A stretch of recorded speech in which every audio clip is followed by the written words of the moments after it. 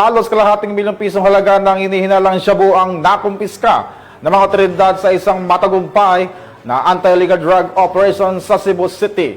Magbabalita dyan si Patrolwoman Flora May Azares.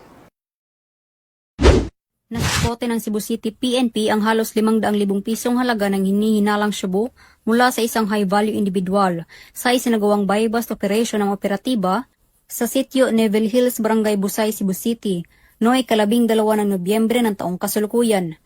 Ayon kay Police Major Eric C. Gingoyon, Station Commander ng Police Station 4 Cebu City Police Office, bandang alas 11:06 ng gabi nang ikinasa ng mga otoridad ang buy-bust operation na nagresulta sa pagka-aresto ng HVI na suspect na si alias Paner, 35 anyos, na residente ng naturang lugar. Nasabat mula sa suspect ang 5 pakete ng hinihinalang shabu na may timbang na 65 gramo at may standard drug price na 442,000 pesos, buy-bust money at isang sling bag. Samantala, kasalukuyang nakapiit sa Mabolo Police Station 4 ang suspect at mahaharap sa kasong paglabag sa Section 5 at 11 ng Republic Act 9165 o Comprehensive Dangerous Drugs Act of 2002.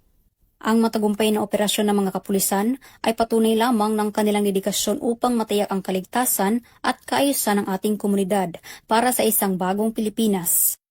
Mula dito sa Cebu City, ako ay inyong Police News Network Correspondent, Patrolwoman Flora May Azares, alagad ng batas, tagataguyod ng Balitang Pulis.